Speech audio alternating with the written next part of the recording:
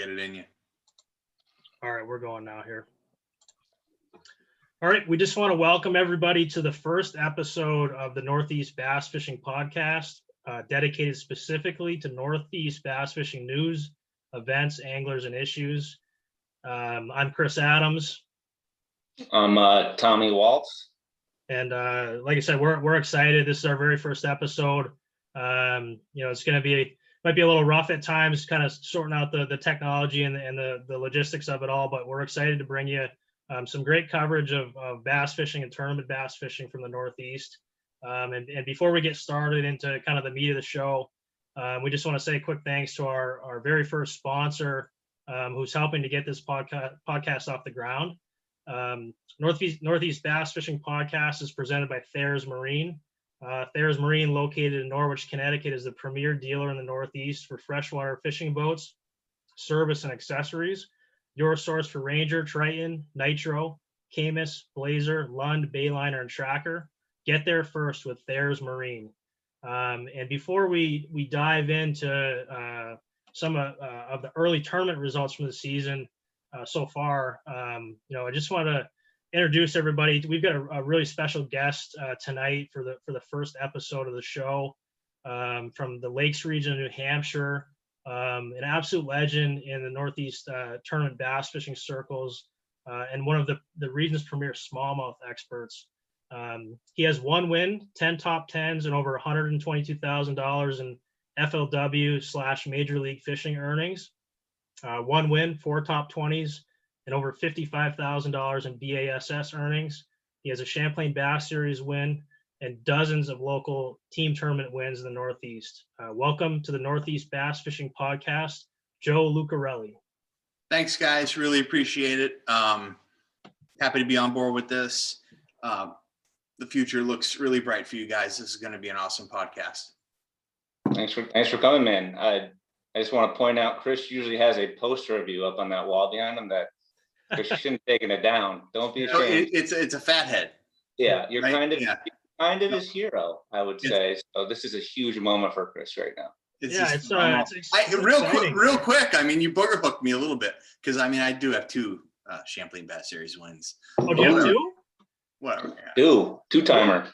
Whatever. I looked up Bill Spence's you can't go records on Facebook, and it said 1 win. So I apologize, Joe. Pass that on to Bill to get it right. I think I remember St. Albans Bay, right? Yeah, I remember that one. We had to weigh in at actually the Bayside. Yeah, the beach shop. Bunch of fish died, no fault of the tournament director. And then Malice Bay, right? Correct. That's correct. And you stayed, if I remember correctly, at least you said, I don't know if you're a liar or not, you said you stayed right in Outer Malice, right? For that one? Never left. Yep. Never left. That happens. Killed the battery. Two-time winner. Now, Chris, you can bring up how many times you won. It's probably like 8 times or something. 800. You guys can start arguing. Was that a win day, Joe? The Malice winner, or was that a? Oh, it was brutal. Yeah. I can't remember. I want to say it was so windy. We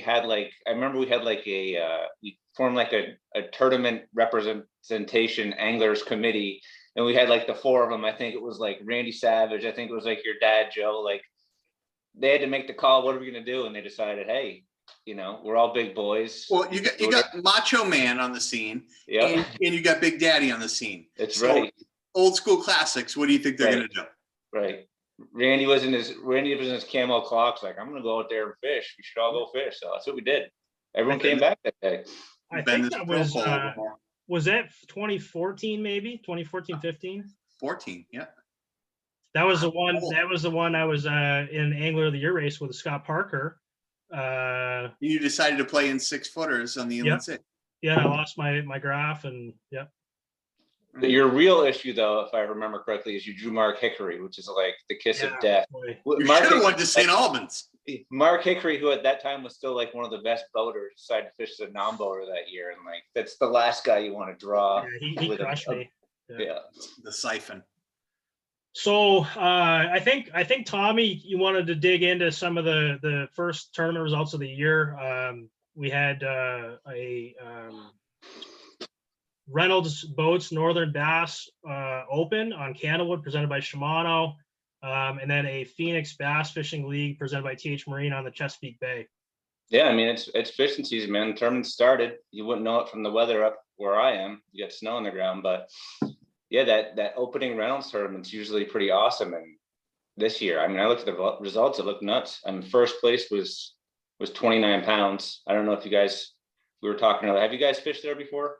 I've never been there. I wanted to get there this year. I couldn't do it, just Yeah. scheduling, but Yeah, I've been a few times and I've never really caught them, but the place is just a blast. I mean, if you haven't been there, and you're coming from a place like Champlain, you're like, well, this place is tiny. There's boats everywhere, but there's still some massive fish. And this is the time of year. I mean, if you look is at it the like weight, 5,000 acres? it's not big. That's for sure. It's, And there's a bunch people, of cuts. Like every single cove you're going in, there's, you really have to learn to fish around other people, which kind of similar to the Chesapeake Bay, the BFL Northeast Division opener, right? That's the Northeast Division, even though it's down in Maryland. But anyway, I think that's the same way. I fished there once in the spring on the Chesapeake, and it was a bass open. It's like 200 boats, and I was on nothing. I have one little spot where there's fish. I'm like, I'm gonna go there.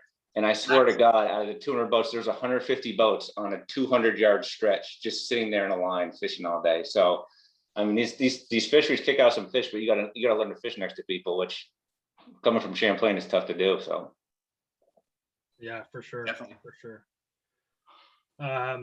Yeah, so that Canadawood, that was a 6-fish bag, right? 29 pounds. It won that. 6 fish, only just under 5 pound average. It's pretty nuts. Does anyone know if that was a mixed bag or if that was what that No. was? The only person I talked to that fished it had like 24 pounds. They were on all largemouth, and they were fishing. They said they found them mid-depth range, 12, 16 feet, and it was all largemouth. They said the water, I mean, based on their knowledge, seemed a little bit low, so it kind of concentrated them in a couple areas. But you looked at lunker, they had a lunker smallmouth was 5.5 pounds, lunker largemouth was 7 pounds. So that place just has giants. I don't know if it's just the feed in there. I don't know if it's the alewaves. I don't know what it is, but it kicks out some big fish. Yeah, pretty impressive. So I don't know if you guys want to talk any more about that. If not, dig right into some questions with Joe, find out a little bit about his career and how he gets started and some of the highlights. Yeah, I mean, like I said, it's fishing season. Joe, have you been out at all this year on Winnipesaukee or? I have. I've got a little glow. Yeah, got to stay warm. It's good.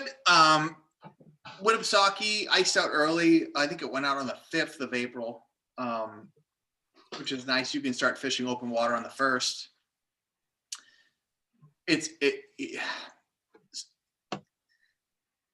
Winnipesaukee gets a ton of pressure.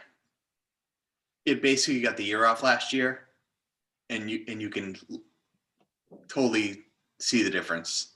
I hate to think that 1 year would make that big of a difference, but it's I feel like the fish are 1/2 pound bigger this year than last year. So when you say they had the year off, it's just because there's no tournaments there? Yeah, COVID. Just you couldn't really do anything, especially in the spring when it really hit, and you have those fish that are getting moved, whether they're on bed or they're silver buddy fish that are grouped that are getting moved from specific areas. It didn't happen last year. So and the spring, that's primarily tournament time on Winnipesaukee, right? It's not, once it gets to summer, it's not a lot of tournaments because of boat traffic, right? Or no, they still have them, but it just you're gonna get everybody wants to fish Winnie in the spring. Yeah, because everybody's gonna catch a limit. You have the opportunity to catch some really big fish, largemouth or smallmouth, and they just never got moved. Like the population of fish on Winnipesaukee is not like Champlain. So when you extract, a 4-pound smallmouth from somewhere, and you go weigh him in, it's going to take him a long time or her a long time to get back. So I obviously not Champlain. I on back-to-back casts had 2 4s the other day, smallmouth on a buddy. Doesn't happen. That's like catching 2 6s on Champlain back-to-back casts. It's like or 5.5. It just doesn't happen. So I don't know if maybe I had a great day, but like Main Lake fish are nice this year. I don't know. They're just healthy and aggressive. I don't know. 1 year off. And are those smallies you're typically catching out there like that? I remember one time you told me down there, I don't know if you're just BSing me or what, because I had some buddies, silver buddies in the boat, and I was talking to you and you said, if you have anything but gold, throw them out of your boat. Is that true? Are they just eating perch right now, or is that what goes on? I'll only look for fish that are eating perch. Yeah. That seems to be a better quality. Smelt fish are 2.5 pounders. Yeah. You know, they'll mix in, but it's just not the deal. I'm a gold guy. I'm not Yep. a silver guy. I've got some old school silver buddies. Like they used to send me blanks without hooks and without anything. And I've tried everything in the book. Gold for me. That's interesting. You said about the smelt fish, because Chris, I don't know if you want to talk about your little secret lake this time. We don't have to mention the name of the lake, but I think you mentioned to me the monsters you catch at Ice Out are actually smelt eaters, aren't they? Yeah, I'll comment a little bit. Yeah, they're definitely Just say a pond. Just say a pond you like to fish in. You don't have to say names. Yeah, they're definitely smelt eaters, and it's the opposite there. There is a good perch population, but for whatever reason, those smallies I think they gorge themselves on the smelt. The smelt maybe are bigger than Winnie. I'm not really sure. I don't really know. Are they jacks or so we have some pins. Yeah, these are. And if they're big, they're this big. Yeah, these are a little bit bigger, and those smallies they get huge. I had 23 pounds for 5 fish right at Ice Out. I might have seen that on Facebook. Yeah, and like the crazy thing was that I lost the biggest fish I had on that day. I jumped it off. It was over 6 pounds, so it would have been a 25-pound bag for 5 fish. And those are smelt eaters, so. It's interesting. They come back and there's like 6, 8 smelt puked up. Yeah, right, exactly. And I feel like Champlain is almost a rotation depending on the quality of the alewives or the die off. I've had years where the ice goes out and I don't know if it gets too cold and we have this huge alewife die off where there's just giant dead alewives floating everywhere. And when that happens, if you throw anything white, like you're catching the biggest smallmouth around. But it seems like the years when that isn't going on, it's kind of more perchy stuff. So Tommy, what's big? 6 big inches? Big alewife. I've seen alewives probably 10 inches. Swear to God. Wow. No exaggeration. They're huge. And then you get into late June and first week of July, and sometimes you're dealing with them this big. Right. Or they're eating perch Dimpling fry. the water, and it's Right. a nightmare. Yeah. Yep. Hey Joe, just to backtrack a little bit here, it's great to talk about kind of the springtime fishing. Everybody's excited to get going, but I wanted to dive in a little bit about look into the start of how you got going into fishing. I know your dad was and has been a major influence on your fishing career, and can you just talk a little bit about kind of the early years and how you get started and what that looked like, and then I want to transition to 2005 when you're done with that. Sure. Of course, my dad, got me into it, introduced me to it. It was an outlet. I was fortunate. My grandparents had a place on Winnisquam, which is in the Lakes region, 5,000 acre lake, where I had the opportunity to fish off a dock and go ride my bike and go play basketball and do 8,000 things in a day. And did I do one thing for more than 5 minutes? No, I didn't, because I'm kind of crazy like that. But it was just, there was zero pressure. I could do whatever I wanted to do. If I wanted to spend an hour just casting, working on casting or whatever, I did that. So that was kind of my introduction to it.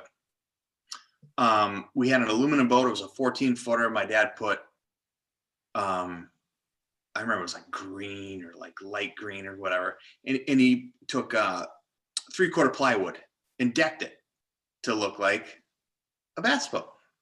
He put a trolling motor on it. At this point, I was still living in Massachusetts. He had a little crawdad as well, which is, if anybody knows my dad, is kind of an inventor, and figured out that if he put a jack that picks up the front of your boat to put on the ball, of your truck on the trailer, he put one on the back of the crawdad so he could pick it up and roll it through the woods. because he's a sharp cat. Yeah. So whatever. So I was always like around it in fishing. Oh, look at this little beauty right here. This sits on top of the big dog. This is, I should read this nugget. Lakes Region Bass Association Children's Day. Nice. I caught a fish that day. That sounds like a participation trophy. Is that what's going on there? Thomas, there were no weights taken. Okay. Was it 12? I don't know if it was 12. We don't know. Did it measure? I have no idea. Mhm. But right there. So this still lives there. We still have that. So it started early, and just kind of started rolling with it. And I'm super competitive. Played sports my whole life, so it just kind of grabbed me and went from there. So was your dad kind of like not so serious about it, and he saw like how much you liked it, and that kind of carried him into getting more serious? Because he was serious about it, Yeah. like the club thing, getting into the club and just he certainly was into it. I can just remember it would be like America's Funniest Home Videos on Sunday at 8, and I think at 8:30 Yeah. Bassmasters came on. Do. Like it was just like it was like my life. Like it was just everything. Was that Bob Cobb back then? Mm. Bob Cobb? Mm-hmm. Yep. So I just loved it. It was I just everything about it. I would ride my bike with 2 rods strapped across the front, and I'd go down and fish Spy Pond in East Arlington off Route 2, and just anything I could do. The Mystic River, I would fish that. Like I was just enthralled with it. Like Pull some dead bodies out of there, did you? two of them. 2. It's fine. One might be Hoffa. Yeah, it's awesome. Yeah. So, and obviously you had, you kind of worked your way up to the ranks, and a lot of team tournament wins with your dad. And I think maybe some BASS Federation stuff as well. But I want to move to August of 2005. What I think is as far as my recollection, your first major win, and by major win, I mean, AAA level or higher. That was on the BASS Northern Open on Lake Champlain. Yeah. And I have some memories. I think I fished that tournament as a coin. I was a young teenager, kind of just getting into it. And obviously followed the event really closely, afterwards, reading all the write-ups and whatnot. And I think if my memory serves me correct, it was kind of one of the first major wins, at least in our region, that was dominated by a drop shot. And I just kind of wanted to go back to that tournament with you and ask you like about your preparation, your practice, your tournament days, anything that really, like any of the highlights, anything that really stood out, and kind of just walk us through that whole event.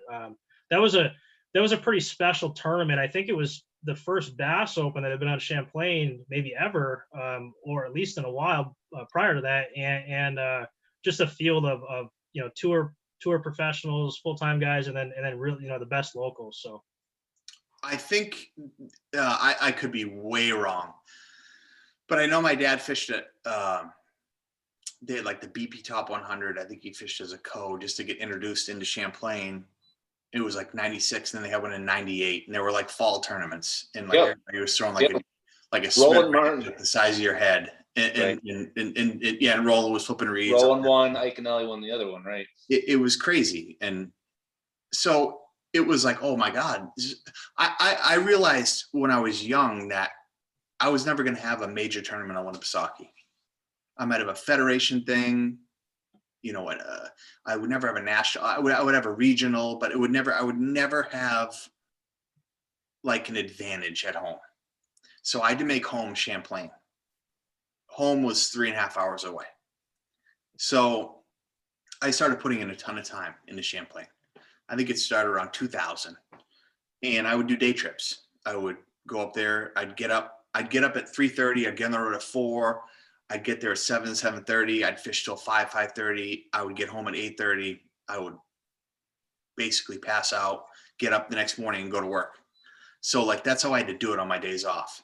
It was difficult, but I knew that was the only place that I was going to get any sort of national exposure and try and figure some stuff out. So Bass Open comes up, practice. I can vividly remember it was Main Lake. Main Lake was 78 degrees. It was hot, hot, hot, hot. And those fish were pegged deep. I started throwing a drop shot around 2002. I was very comfortable with it by the time this tournament came around.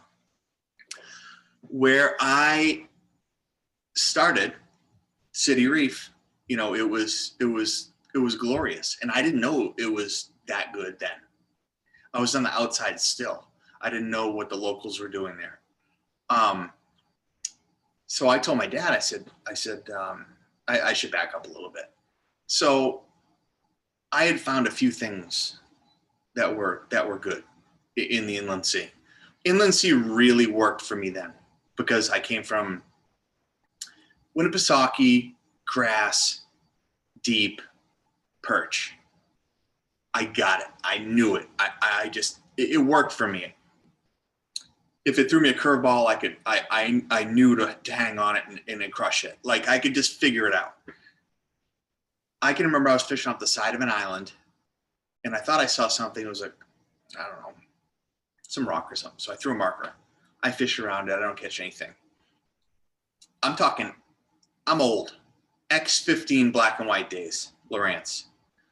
So I start winding my marker up. And I look at my screen and I'm like, this 2 fish coming off the bottom, looking at my weight, my lead weight. I'm like, whoa. So I wrap them up. I throw it on the deck of the boat, get up, throw the trolling motor back down, throw down on it, 4-pound smallmouth. I'm like, holy cow. Drop down again, 3 3/4. I'm like, oh my God, waypoint. I leave, don't go back. I bump around some different stuff. I find a couple things. These fish were just so pegged. Like I said, the water was super warm. It was a perch thing. They weren't doing the alewife thing yet because they weren't introduced or they weren't there in abundance. I don't even know. I don't think they were there yet. So I go over to City and I start snooping around there. And I'm like, oh, there's one. Catch him. 3.5 pounder. It was like 3.5 pounder. 3.5 pounder, 3 1/4, 3. I think I'm good. So I leave there. I tell my dad, I said, I think I'm gonna start on City and see if I can just catch a couple fish. That's what I said. I get there and I had no idea how good it was. And other people did know, and I didn't know. But I may have been a little bit more advanced at the time at a certain technique or a certain thing. And I just caught them. I was just catching them. I was catching 3.5s to burn them so I could have them on day 2 or possibly day 3, thinking that they would bite again. So somebody else wouldn't catch them. So at one point I have like 19. And I said, I got to go look and see where my dad is, see how he's doing. So I run, not 10 minutes. I said, how are you doing? He says, I have 2 fish. I said, look, come on. I said, let's go.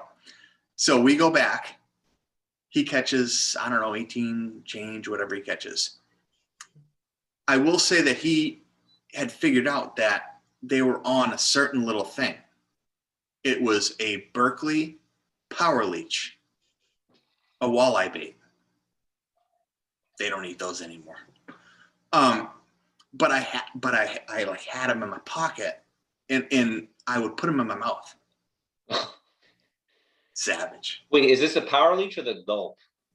Power leach. I'm not that much of a. Is this legit, Joe? Is that legit?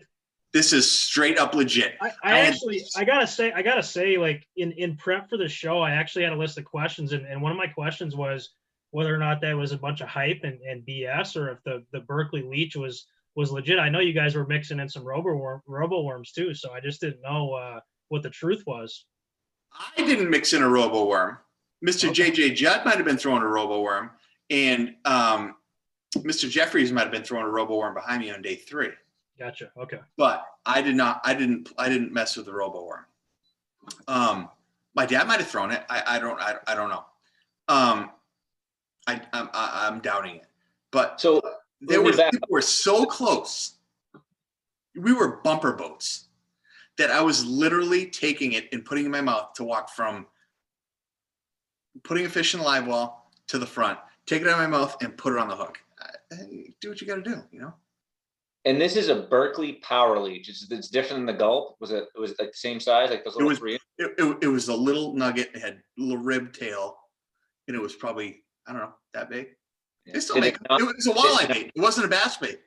Did it not move? Because like that Berkeley gulp leech was pretty solid. It didn't really move. No, this had movement. No, this was like a squirrely, like it moved. Yeah, it moved. It moved.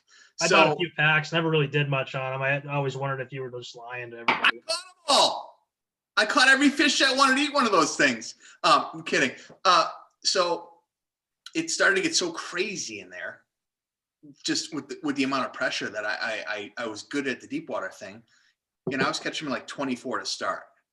And these guys were just getting over these fish, and there was so much pressure that these fish were starting to slide to 26, 28, 32. That's kind of like the bowl in there where in city where, you know, that's about as deep as they're going to go. I'll tell a story. I've never had anything like this in my life. Black and white X15. There was so much interference, clutter on my screen because of everybody else's electronics. This is a true story. It went completely different to where you would have a white screen and you would have a mark that you would drop on, to your screen being completely blacked out. And when you saw a void in the black, that was a fish. It was unreal. I've never, and honestly, I was so young. I was 25 years old. If I was older, all of that around me would have affected me more, but I didn't know anything. It wasn't my spot. I found some fish. I wasn't like, hey, get off this stuff. I was just fishing. Yeah. I was just fishing. And I wish that I could get back to that place mentally sometimes when, you know, you think you own something and you don't. Yeah. You know, it's just one of those things. It was cool. Right. If you drove to City Reef now and there was 20 boats on it, you'd keep going. You wouldn't even stop. You know what I mean? You'd be like, I'm going there. And why don't those fish ever get there again? Yeah, I don't know if they will. But it was probably 2 to 3 year run where that was every tournament. You had minimum 20 boats starting there in the morning. It was absolutely crazy. Crazy. Fun, a lot of fun. I heard another story. Maybe you can verify this one from that tournament. I don't know. Erroneous. I don't know who told me this or if I read it somewhere. Mark Zona was fishing that one. And I don't know if it was day 2 or day 3. And he was on a school of fish. And I don't know if you weren't as doing well, but he said, come over, get some of these. And you ended up catching some fish where he was fishing. And then he ended up finishing 3rd. Is that a true story or? That was a complete lie. Okay. Yeah, that never happened. So some, you know, fishermen, they make up stories. So I'm trying to think. I may have showed Marky Mark the area. Oh, okay. A couple of years prior. I had no problem. It was a community hole. Right. But no, that most certainly didn't happen. I felt most bad for him in that tournament. You talked about Chris getting matched up in a CBS with Mark Hickory. Yeah. Who was a stud. He got paired for some crazy reason with Todd Otten. Todd Otten's he's a pro. Right. Was that a boat on boat deal where they didn't have enough cows, or? I don't know the circumstance, but I know that he hurt Mark. Yeah. Wow. Yeah. It was just one of those things. But yeah, no, that was a neat tournament. Coda did good. It was just there was a lot of guys in that who could. Right. Who could And you get- were 25, so like, is it kind of crazy now thinking back, like How hard that is to do. how hard that is to do? Like, are you like, I can't believe that, like, I guess when it's right, it's right. And my dad will attest to that in 2009. He went up there in 2009. When it's right, it's right. East wind, catch him on a spook, like 20 pounds of smallmouth. Like when it's right, it's right. yeah. It just happens sometimes. It was, again, I don't even know why I did it. I took the day off before the tournament started. And I cleaned my boat. I felt that good. And I would never do that now. Like, because you can't, you just, can't. it's so hard. It's so hard to win. You can't, it's like you always need that one more thing. Like you always look back and say, if I had one more thing, if I had one more fish, it's like, that doesn't happen anymore. I was just naive, but I was confident. And it was just a crazy thing. Awesome event. Ugh, wild. And the fishing was obviously a lot different then. Better on our pond. They were more consistent. Yeah. So, I talk about alewives now, and do they eat yellow perch, or they eat yellow perch? Would they rather eat a alewife that's this big and doesn't have a spiny back and a ton of protein? Sure. Yeah, they'd probably love to do that. So you get on those fish, you can't find them. It's like you're a hero in practice. Like you have the guy that comes back to the hotel and he's like, oh man, I caught 21 pounds today. And I'm thinking to myself, bro, you're on the water for 15 hours and you got 7 bites. Are you going to do that tomorrow? Can't Right. really.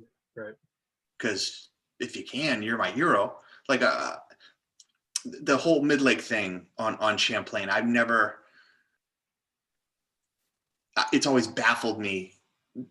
If somebody, so you guys, there's an elite series, going out of Burlington this year. It's in when, July?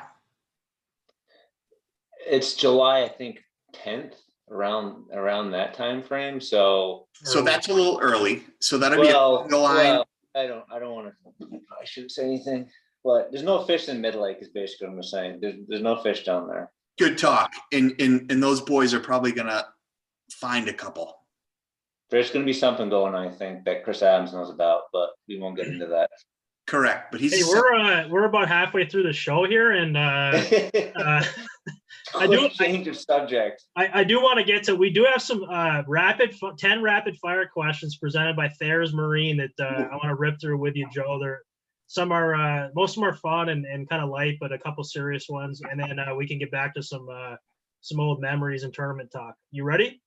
Sounds good. Let them rip. All right. Deep or shallow? Deep. Largemouth or smallmouth? Blech. Both. It's got to be one or the other. To win? And where? Yeah. If you went fishing tomorrow, what would you rather fish for? Smallmouth, because they're easy. Champlain or St. Lawrence River? Oh, you're killing me, Smalls. Do it quick. Champlain. Chicken, steak, or fish? Steak. Domestic or craft beer? Vodka. There you go. Favorite fishing lodge or hotel to stay at on the road? Marina Village in Plattsburgh. Did I say it right? I think it's Marine, right? Marineville? Marine. Yeah, Marine. Which one's that? Ryan's Is that the new one? Ryan's association with you. Okay. You're picking a team of tournament bass fishing anglers from the Northeast specialists to compete against another team of Northeast guys. You have 5 picks for your team. Who are you drafting? Wait, we can't let him pick either of us because those would probably be his first 2 choices. So You are so in my head. besides us. Well, he can pick anybody, Tommy. I disagree. He can pick anybody. I'm just saying he's gonna pick us right off. This is very difficult. Us. This is a right quick off. hitter. Okay, just go with your first thought. Five picks, Northeast specialists. Who's on your team? Oh my God. I got to say Tom LaVictory because he's done it everywhere. Tom, who did you say? Tom Junior. Tom the Victory. Okay, I thought you said, or Tom. So I just didn't know. Okay, go ahead. I legit. This is a really hard one. I need a minute. I know I don't have a minute. We'll edit. We'll have to go back to this one. We got to. Go back to it? I can't even. I can't. Come on. All right. All right. We'll go back to that one. All right. You can have lunch with one person. Who is it? And you can pick me on this one too if you want. I mean, Lunch. Yeah, lunch. I gotta say Tom Brady. I want to meet that cat. Another Tom. Okay. Picking every Tom except for this one. Okay. One thing that never leaves your boat can be a bait or a piece of equipment. I know you like to wash your hands with peanut butter or something weird like that, but what's one thing that never leaves your boat?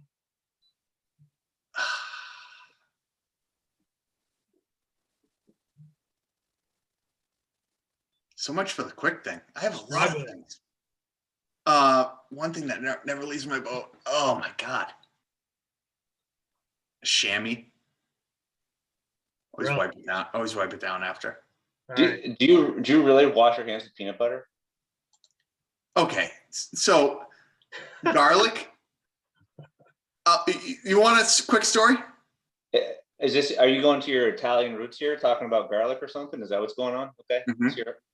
So I don't even think it was JJ's Magic. It might have been. It was JJ's Magic. St. Lawrence. It was driving me crazy. Like I'm in big water. I'm in 4s and 5s, and it's like affecting me. The smell, like I'm like gonna puke. So I had peanut butter. I even make like peanut butter and jelly sandwiches on the boat because I was like, whatever. I'm not gonna go to the store. I'm just gonna make it on the boat with bread. So I had peanut butter. I'm like, I think I can mask this smell with peanut butter. So I literally like put peanut butter in my hands, and it worked.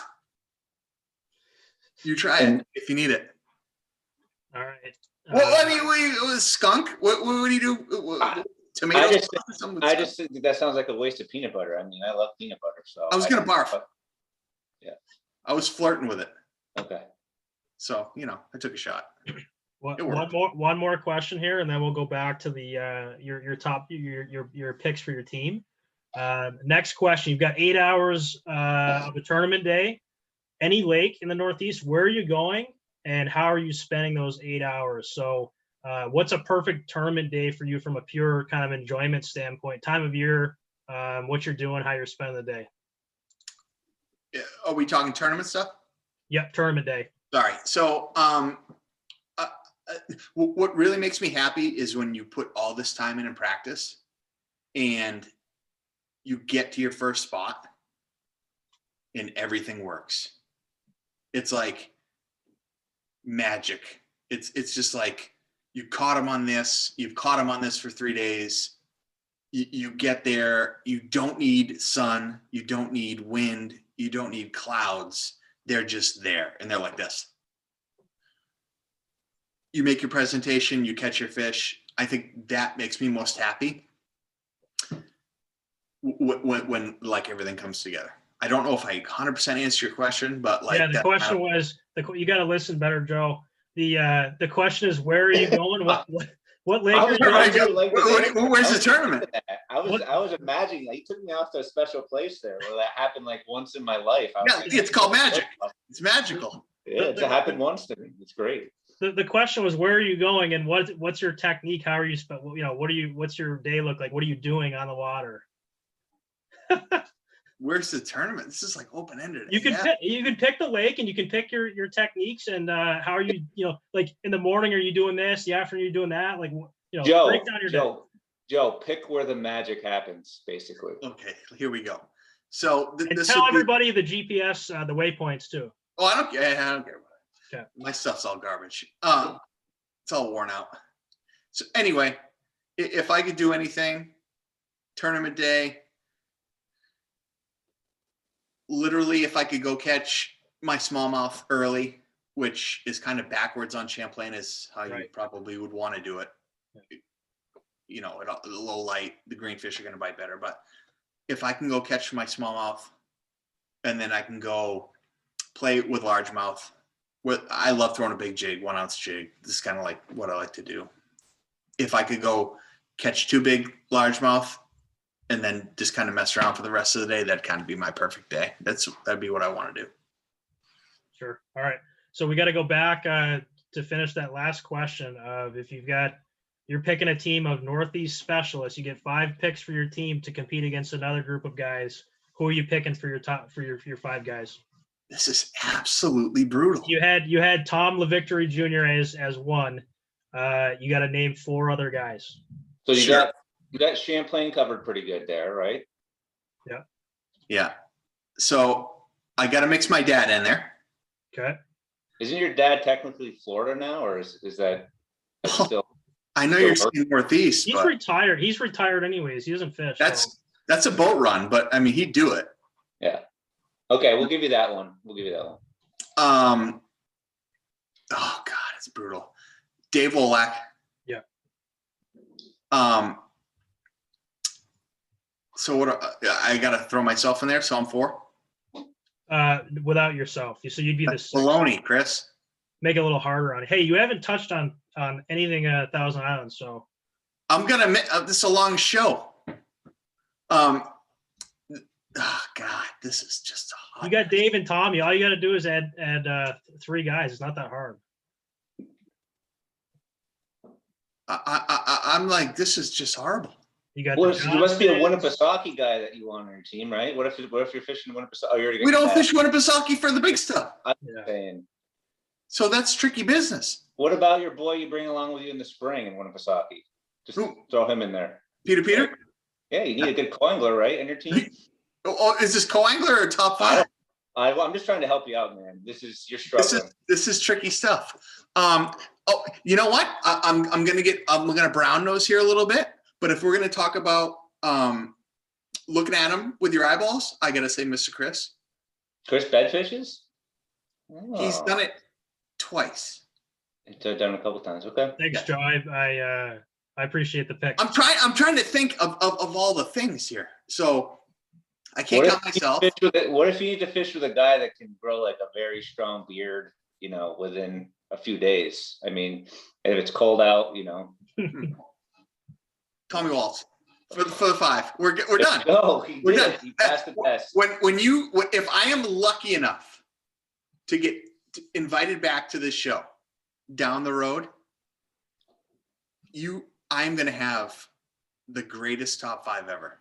Wait, hold on a sec. Wasn't that 4? It was LeVictory, Wolak. His dad. Oh, okay. So Steve, me, and Tommy. That's a great team. I made him pick me because he's never going to finish, so I'll take And it. the beard.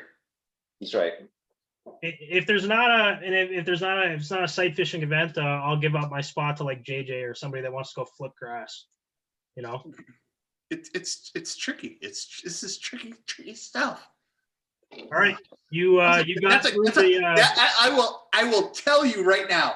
If you ask that question to anybody else, they're going to struggle with it. It's a good question. Give myself some credit. No, I just get my life right. That was tough. All right, Someone's gonna be pissed off too. Like, you didn't pick me. You fucking kidding me? I got scared. I can hear I can hear like Holt and McAllister. Those guys will chime in and take some shots. They'll be all pissed off.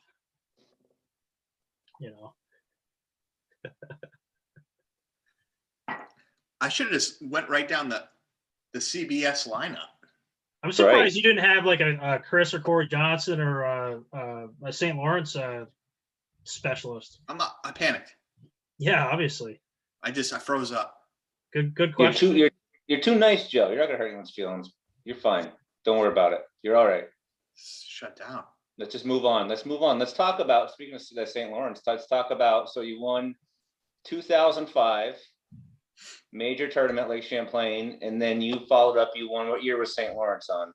That was 12. I came in second on Champlain to my dad. Yeah. In 9. Yeah, 12. That was so I had been fishing St. Lawrence River for years prior, and it was different then. it was, you talk about Tom Dolan catching river 1 ounce jig largemouth. Yeah. Like he was doing things that people weren't doing. Senko was just on the scene. Like you had big grass in the river, 10, 12-foot milfoil. And Tom Jr. knows that because he played that game and he played it with shiny spots and the whole 9 yards with spider. He was ahead of his time on that whole deal, him and his dad. So, and then the game starts to change.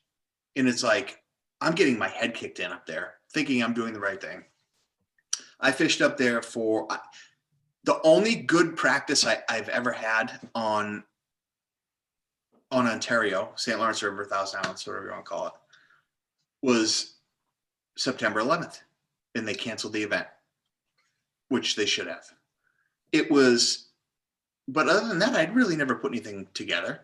I had no idea. I was trying to learn. I had one good Bass Open where I was on like top 15 the first day, and then it blew up. And I will honestly say a story. It was 2002, I think. I think Iaconelli even talked about it in his book. It was a BP. It was something. It was a Bass Open. It was 100 years ago, and it was when they did not cancel tournaments. It was like, if you think you're good enough to run in this stuff, then you do it. And it was the biggest stuff I had ever seen in my life before. I was like 22 or 23, giant stuff. So Cape Vincent, it was a huge southwest. And it was like, and it all funneled into the mouth of that. And it was, I can remember running out of the river, getting like featherbed shoals and seeing boats coming back, like trying to get on the lake because they're right gone on the lake the day before. And I'm like, how bad can it be? I can literally remember with a 4-blade crawling up waves and blowing out, going up the wave. Like you're going 6 miles an hour to 9 miles an hour.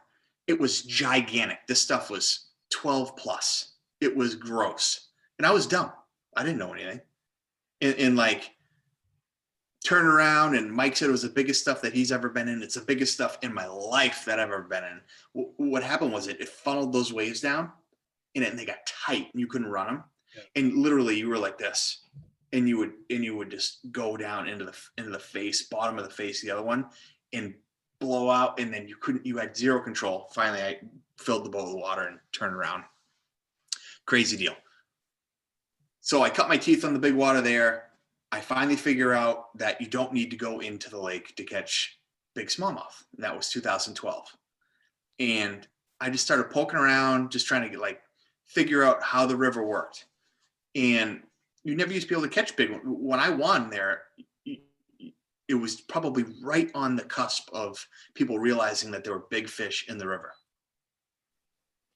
I found some humps that were half a mile from the ramp.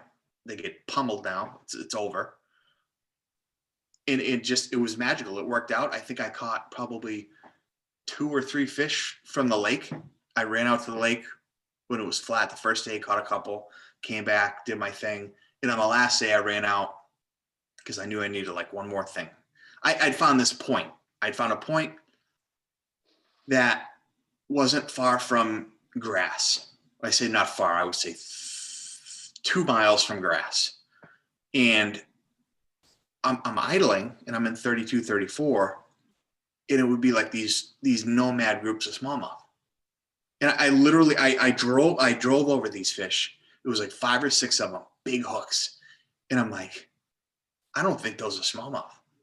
They cannot be smallmouth. Like, they look too pretty. They look walleye-ish. They look not right. I don't even put my trolling motor down. I just get up, grab drop shot, flick it at him. Pick up on it, 4.5 pounder. I'm like, really? Flick out again, catch a 4. And I'm like, I hit a waypoint. And I'm like, I have to just kind of check this.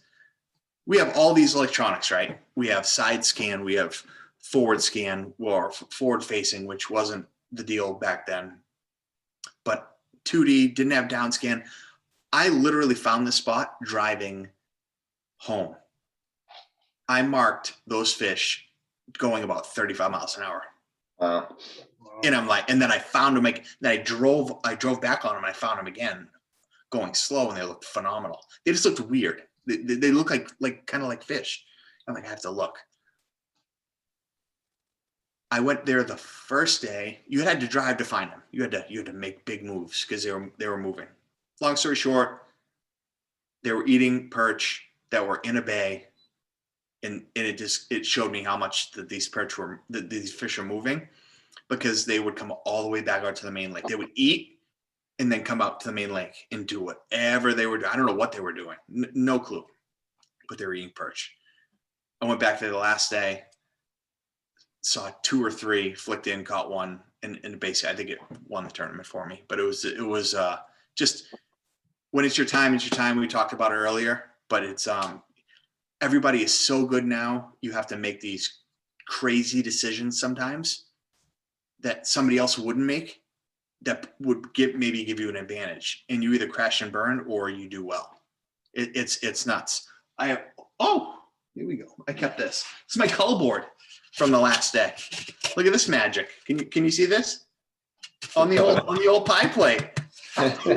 What do we start with here? We started with a 288, 295, 394, 293, and a 295, and kind of went up from there. Kind of neat. That's awesome. Held on to that. It's kind of special to me. Fun. We got about 10 minutes left on our time here, and just a couple closing questions for me, I guess, that I've got. One, Joe, would be if there was one tournament day that you had to do over, what would it be and why? And then the last thing would just be, what are your plans for 2021? Let folks know what you're going to be fishing and all that. I guess I can't say just one tournament day. It would be a bunch. And it's always been when I have been hard-headed and weather had played into it. I'm not very good at the punt game. Like saying I'll try and catch 12 to 14.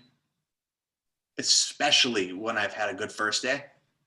It's like I feel like I'm wasting it, and like for me to just get in a suck hole or flick around trying to catch a couple 2.5s and maybe a couple 3s and then kind of salvage and get a check.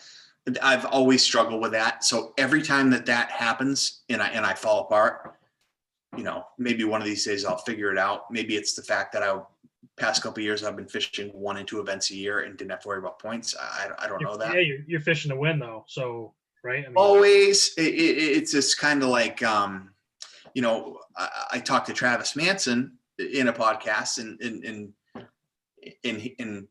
we talked about the same thing. And he said, you know what, everything you've said is what I do.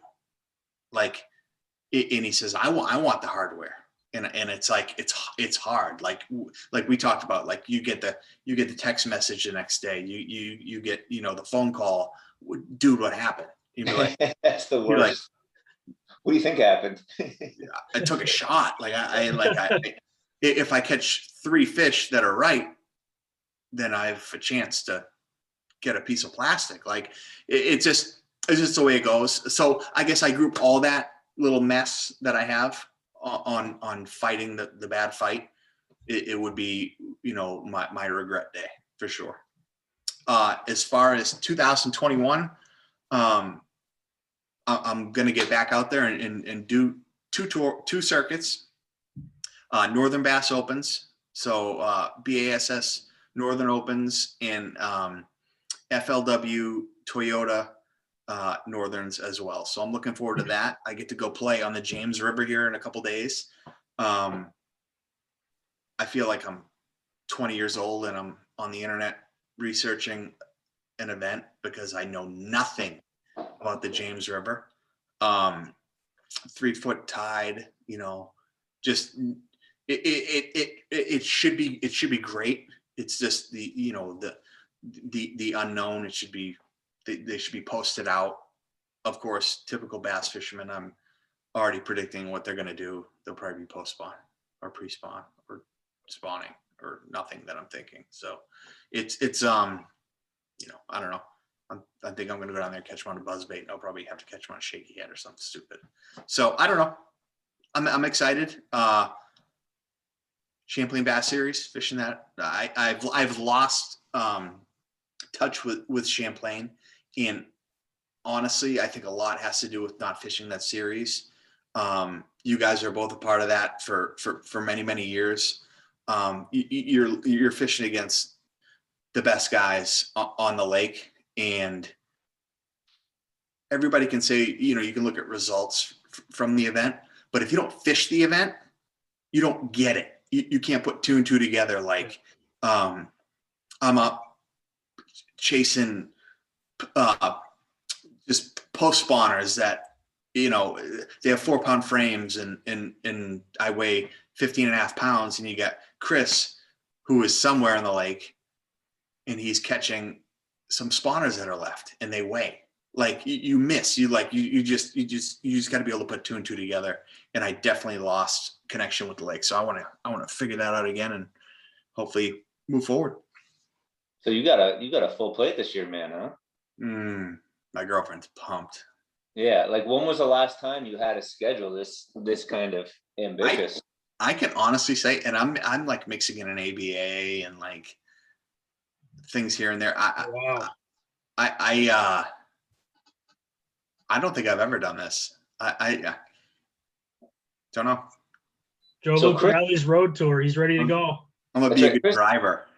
I'm a good. Chris was talking about 2005, how he fished that event and remembers, like, wow, this is so cool. I remember I lived in Boston. I wasn't really into tournament fishing then, but I'd always, gone on to bassmaster.com. And I remember seeing this guy my age won this Bass Open, and then I moved back to Vermont, and everyone, Joe Lucarelli. And I always thought, like, this guy is the guy from the Northeast that's going to be on the Elite Series, on the FLW Tour. Have you ever thought about going in that direction? Was there ever a time when you were like, I'm going to be a professional fisherman, I'm going to pay my deposits, or has it always just been enough just to kind of do what you've been doing? So that might be the best question of the night. So, obviously, yes, there was always that drive, and then you get a little tainted by it all, because you start to grow up a little bit and you start to see that things are very, very hard, and it's not all easy, and you get some, you get knocked down a few times, you get up, but it's like, holy cow, if I get knocked down 4 times, then I don't think I can do this anymore. So the same question, my dad asked me the same question, do you ever want to do this, full time for a living? And I said, I kind of like nice things. And there's a lot of truth to that, because I'm not saying those guys don't have nice things, but I think 20% of them do. And I think 80% of them are killing themselves to live that dream. This is the other side of my mouth. Do I want to fish the Elite Series someday? 100%. Do I want to fish a Bassmasters Classic one day? 100%. I got super close to the Fed one time, and it, it's always still kind of got me. So yeah, I mean, everybody has different thought processes and different goals at certain times of their life. And, I'm pretty focused again, and I'd like to take a shot. So you're saying, let's say, you hit it out of the park, Bass Opens this year, and you get that invite, there's a possibility you would go for it. I guess that would be a conversation that would have to be had with, people who I'm aligned with, and kind of see, where we're at from there. It's so business. it's so business related. It's amazing. Yeah. But yes, We just don't mean to cut you off, Joe, but we're getting down to the wire here. Got a couple minutes left. Just want to thank you for coming on. Again, Joe Lucarelli, one of the Northeast most accomplished tournament anglers and a smallmouth expert. So thanks again, Joe. We really appreciate having you. And we just want to say a quick thanks again to our first sponsor, Thayer's Marine, located in Norwich, Connecticut. Thayer's is the premier dealer in the Northeast for freshwater fishing boats, service, and accessories. Your source for Ranger, Triton, Nitro, Camus, Blazer, Lund, Bayliner, and Tracker. Get there first with Thayer's Marine. Yeah, thanks again, Joe. Tommy, it's been fun. Yeah, man. Looking forward to doing a bunch more episodes. I'm sure we'll have Joe back on down the road, maybe check in with him after the James River event. And yeah, looking forward to growing this podcast and hoping folks will tune in and share it and like it and the whole nine. So thanks, guys. thank you so much, guys. I appreciate it. I think Joe's going to be a regular. I just have that feeling. You know what I mean? He put bullets on his team. I think he's invited back right there. You got it. It was fun. Thanks, guys. Thanks, See Joe. you guys. Thank you. Yep.